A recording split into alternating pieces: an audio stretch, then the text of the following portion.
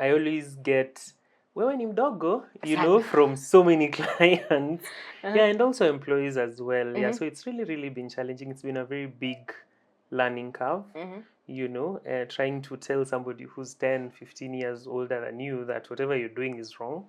How do you know your CV is well done? Because the way you present your CV, you'll just look at a document even if you're not a HR and just be like, hey, no effort, no nothing. So, and every HR takes about 30 to 40 seconds to look at a CV. We don't read it word for word, and we don't ask God, God, is this our client or is this our candidate?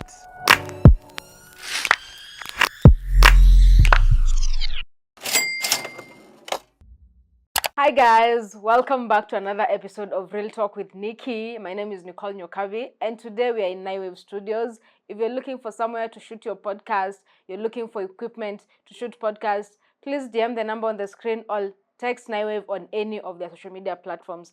And today on the show, we have a very interesting person. This is gonna be a nice one. He's a GenZ HR.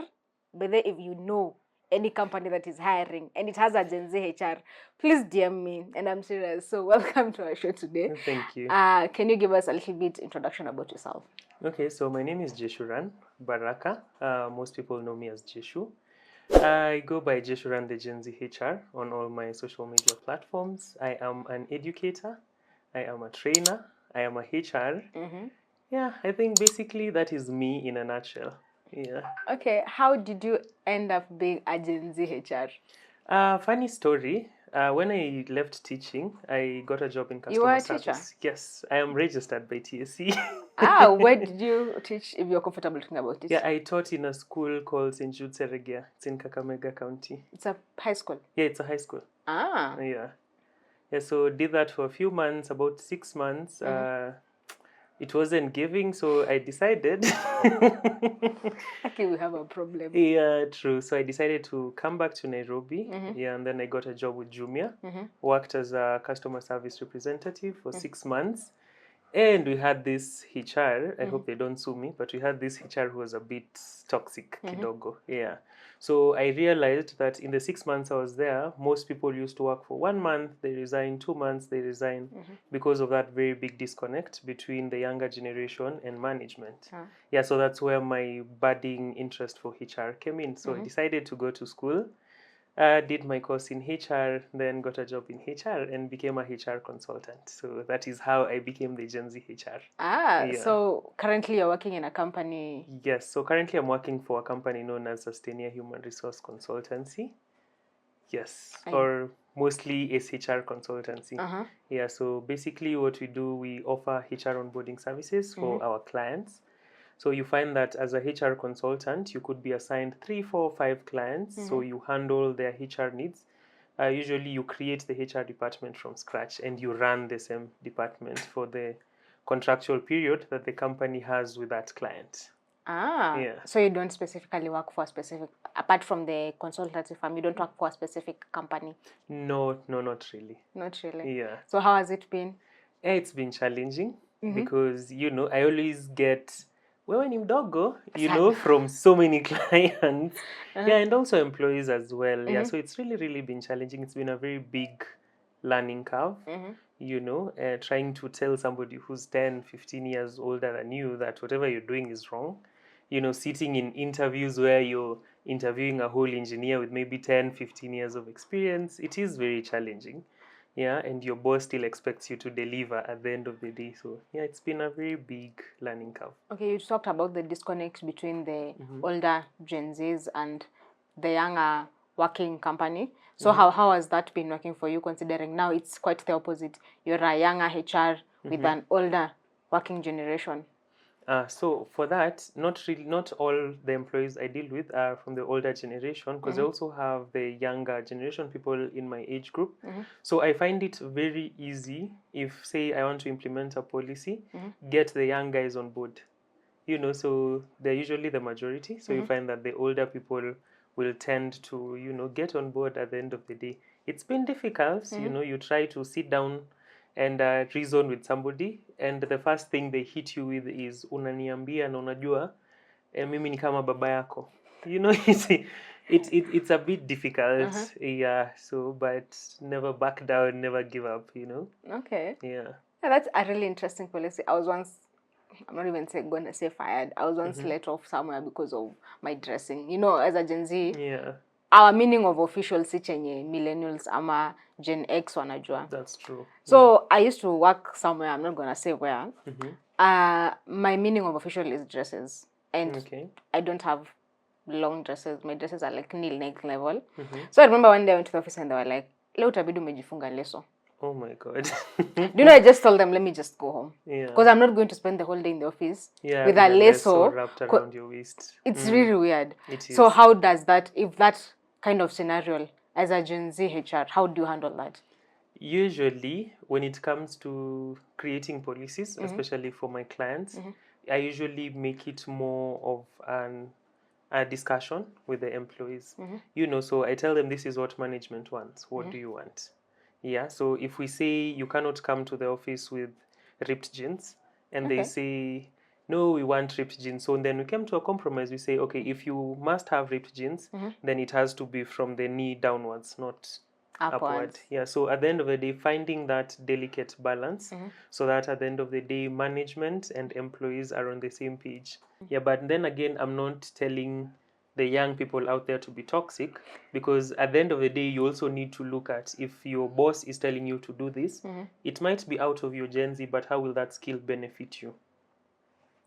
So sometimes you have to weigh the weights and realize because there's a very thin line between being exploited and being empowered. So can I say I'm being exploited when maybe when the work started, nilikuwa naambiwa you're supposed to do this every week, and then as the company continues growing, I get more work and still I'm getting the same amount of money I was being paid when I started working at the company. Is that me being exploited, or is that me being empowered? Have you asked for a salary increase? Have you had that conversation? It's not me, I'm asking a question. So no, so let's just assume it is you. So have you had Probably that not. conversation with your boss? Probably so not. Then you are enabling the exploitation. Because at the end of the day, you also need to understand what you want as an employee.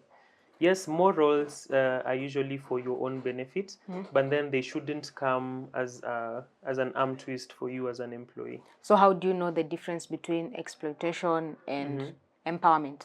So empowerment is usually, most of the time, you're told to do things that are well within the job that you do on a day-to-day basis, maybe just on a higher magnitude.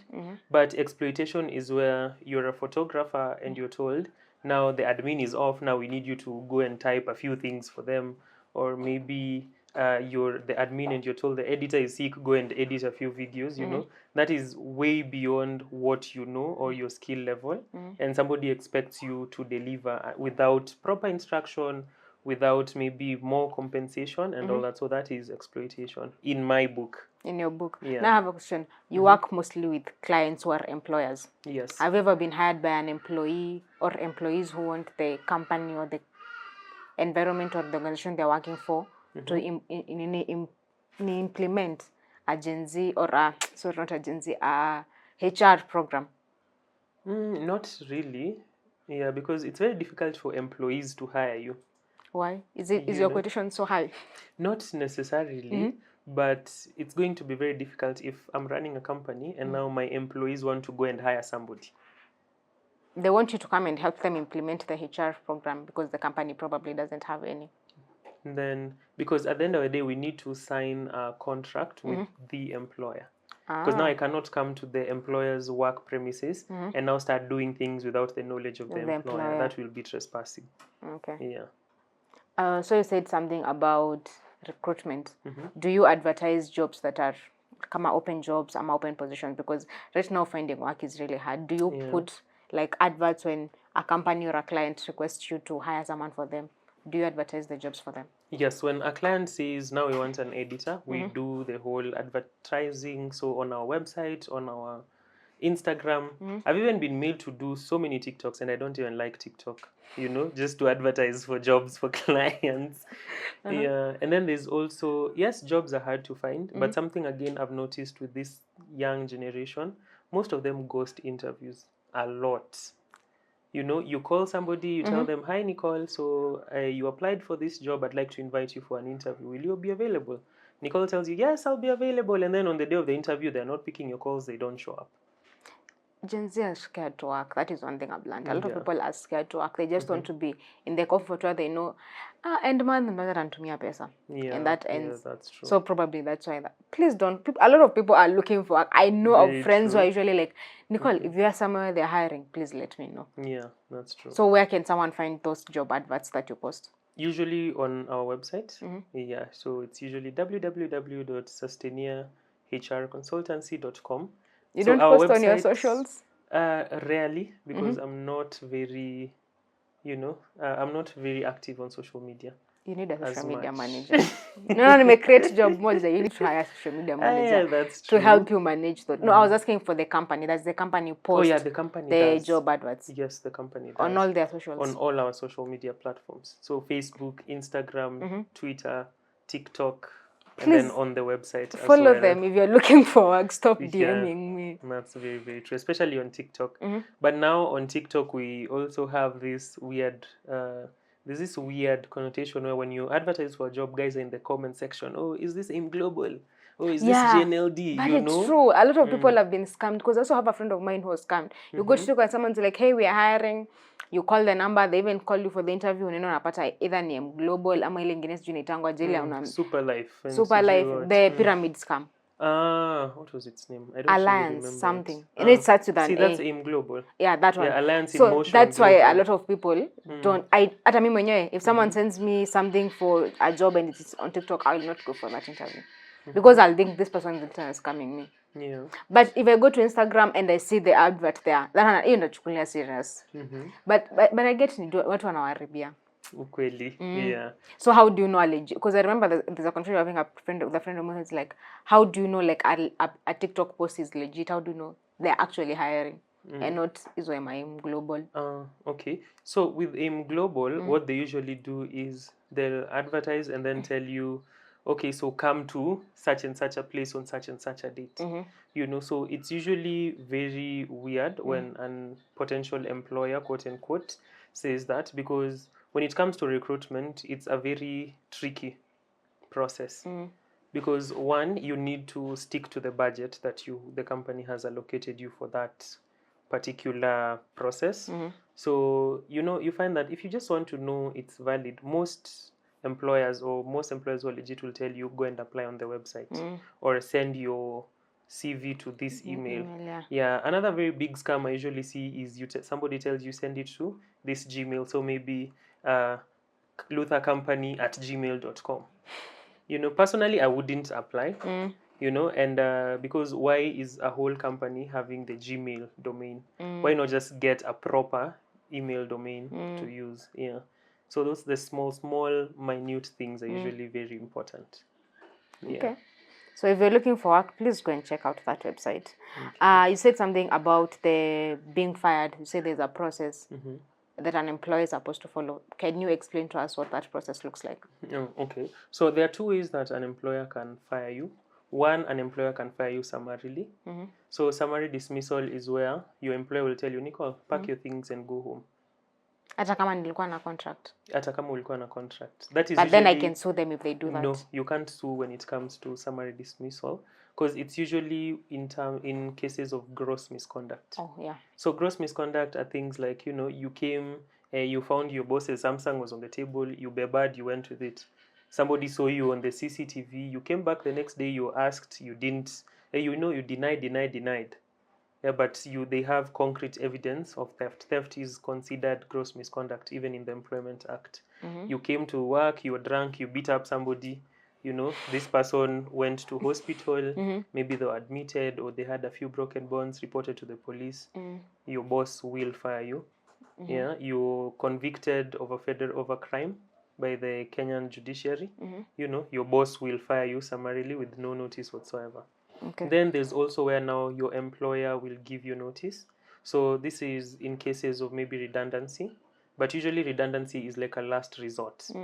Yeah, so an employer can give you notice and tell you, so Nicole, the company is shutting down because of ABCD, so we're declaring your role redundant.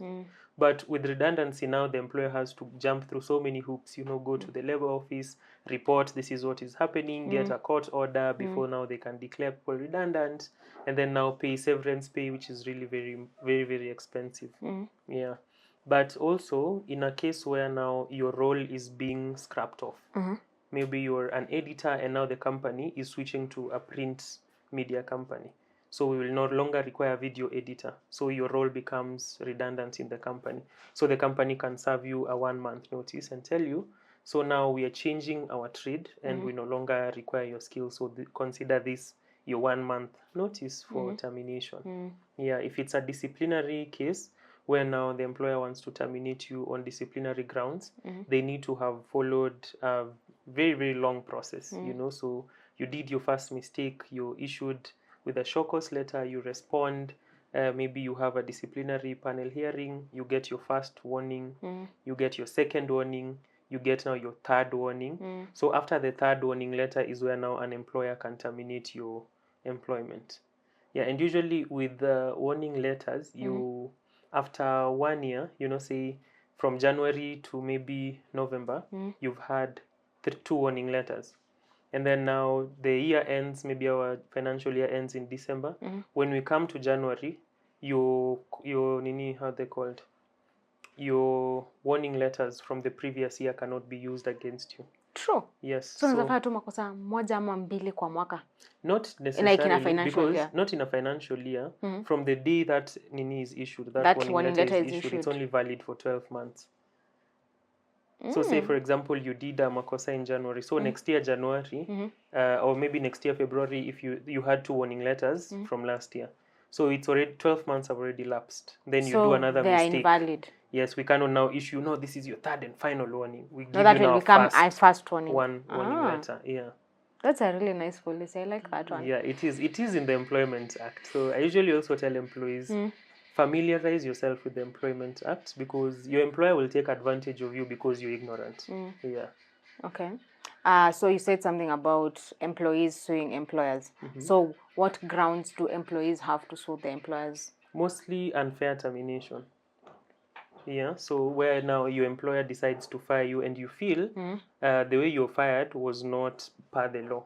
So how, your employer just comes and tells you, so now we are firing you because you're not doing a good job. No notice, no nothing. So you can decide to go and report it to the labor office. Where is the labor office? Usually you can, the labor office, I don't know, depending on your industry. So there's like a major, like a common labor office.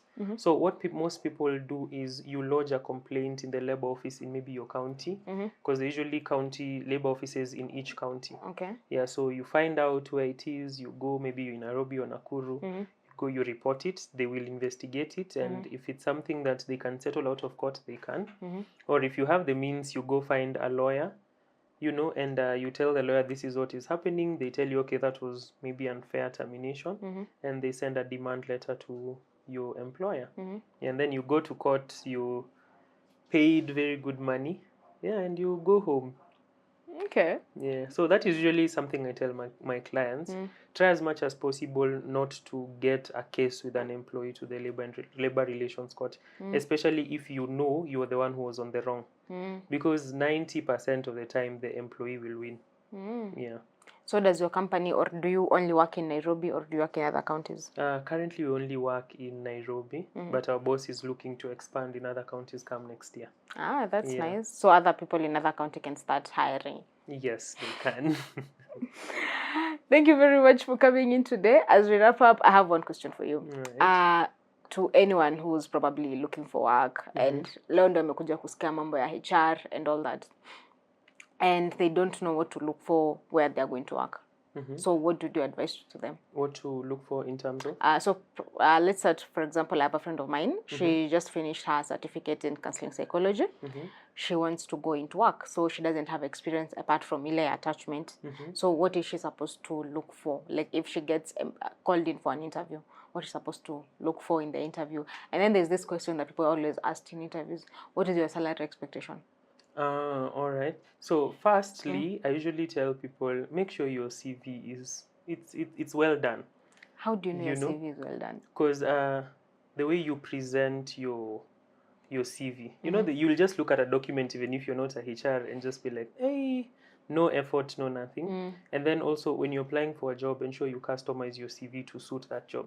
You know, before I was a HR, I used to think, why would I do that? It's a I lot only of have one work. CV and I use it for Yeah, everything. exactly. So you find that maybe that's why most HRs are not shortlisting you. Because this is maybe a media role. You've worked in a media company, but now your CV is talking about customer service. So, and you know, every HR takes about 30 to 40 seconds to look at a CV. We So- don't read it word for word, and we don't ask God, you know, God, is this our client or is this our candidate? So unasema you're supposed to have a CV. If you're applying for a media role, have a CV that talks about media. Yes. If you're applying for a hospital role, have a CV that talks about. Yeah. That's So not a use lot of the job CVs. description to tailor your CV for that particular job. It is a lot of work, but it goes a long way. Yeah. And then also when you're going for interviews, you can always tell the environment depending on how the panel is, you know, the panel is. Because if I'm being interviewed for an internship role and I get a panel of 7 people, I'll just know that these people are micromanagers. You know, because I'm an intern, 1 or 2 people should suffice. You know, but now I'm getting 7 people also. This is the HR assistant, the HR manager is there, the head of human resource department is also there. You know, so meaning the HOD does not trust the manager does not trust the assistant. So now you're joining a company where people will be policing you around. And our generation, no one likes to be policed around when doing their job. Yeah. And when it comes to the question of what is your salary expectation, there are 2 ways to answer that. If I want 60K, I'll tell you I want 60K. Yeah. So, because at the end of the day, the company usually has a budget. Then no one ever lie to you. Every company before hiring or before advertising a job, they always say we're looking for an editor. Our budget is 800K. But they don't post the budget on They don't post the budget, which is a very toxic thing, you know. So, because why do you want me to come and now because the budget is 800,000, so I say may I want 100K and you're like, oh yes, thank God, you know. So we give you the 100K. We now tell management, hey, you know, we've saved 700,000. 3-4 months down the line, this person realizes they're being underpaid and overworked. They leave. We go back to the same cycle. You know, so that's it becomes, it is very toxic. So, and because you find that most employers don't want to disclose that, if I'm the one doing the interviews during the initial interview, after introductions, I'll tell you, so you're interviewing for the editor role, our budget is 50,000. Are you okay with that? Maybe where you're coming from, you're getting 100K, so that we don't waste each other's time. You know, you'll tell me, can you guys move it up? So I'll tell you, maybe we have room to add 10K. So if it doesn't work, I save you your time, you save me my time, we move on at the end of the day. Yeah, and then I also tell employers to just allow us to put it in the job advertisement, so that if I'm earning 20,000, maybe I'm looking for 50,000, this job that has been posted offering 50,000, I'll apply. Instead of now I'm earning 100K, I see this job that, you know, the advert has been pimped so well, I apply only for me to go and be told, you know, now our budget is 30,000 and I'm asking for 100 or maybe 150. Yeah, so there are 2 ways you can, and then also you could always ask for the budget during the interview. Yeah. So the HR tells you, so Nicole, what's your salary expectation? So you tell them, so I'd like to understand that every job that has been advertised in any company has a budget. So do you mind disclosing the budget? You know, mostly they'll tell you, no, just take it as an open book. Oh, it's an open check. You know, a lot of corporate hulabaloo. Yeah, so now that is where now you tell them what you want. Yeah, so you tell them, so okay, so personally, given my skills and this, this is how much I'm asking for. Also, never ask for a specific figure. So if you're looking for 60,000, like your heart is set on 60,000, ask for 70 to 80. So that they tell you, 70 is a bit too high, we'll give you 65. Yeah, so if your number is 60, always do 10,000 above. Yeah, and always give a range. Don't give a specific number. Because you find that if you give a specific number, maybe we can have a budget of 400,000, but management says we can only increase up to 600K. So now our budget is between 400 to 600K. So you say, so me, I'm looking for 400,000. They'll give you that 400,000, but there's a potential to give you 600,000. No. Yeah. So always ask for, so always give a range. Yeah. I have a question. Do you discuss about salary expectations? Because the company that I understand, they add salaries for every year, every financial year. Do you discuss that during the interviews or after you've been hired? When it comes to salary increments, Yeah. some people ask during the interviews. So they'll ask, so how does your salary and reward benefit policy works? So you can disclose depending on if the employee or if the candidate has asked. But when it comes to that, it's a conversation you have once somebody has accepted the offer. So during contract signing, there's a whole onboarding process, takes about a week, 3 to 5 days, depending on the company. Yeah, so now that's where now we go through our policies. Now we let you know after probation, maybe if we've decided we're giving you 80K, we'll tell you we'll give you 80K. After probation, once we confirm you, your salary will be bumped to maybe 100K. And then after that, you will get maybe a 10% increase every year or maybe biannually. Yeah, it all varies depending on the company you're working for. Okay. Yeah. So when you were starting, you said you went into HR because of the toxic culture. Yeah. Do you think you being in HR has improved that? Yeah, or I feel like it has personally, do you think improved. like you've impacted the society? It has. Do you feel like running away talking to a HR right now? No. Exactly. So I feel But like it's still kind of has- scary because Yeah, there's a whole toxic mentality about HRs. Yeah, that's true. So I feel like I've brought an impact, especially when it comes to recruitment. I try to make the candidates feel as comfortable as possible. So look at me as a human being. I also want to look at you as a human being. Yeah, so if you feel comfortable speaking Kiswahili, that's fine. Maybe if you feel comfortable, you want a glass of water, or maybe you just don't want to sit in that particular seat, you want to sit somewhere else, you want to swing with your chair. Whatever makes you comfortable. Yeah, I try as much as possible to, crack jokes. Let's laugh, let's have a conversation. Not just, oh, so tell me about your strengths, tell me about your weaknesses, tell me about yourself. You find that when it comes to recruitment, putting an interview to be more of a conversation, the candidate will volunteer so much information without them realizing. And that's how you find yourself now narrowing down to a person who's not just crammed their CV, to now you get to know this candidate as an individual.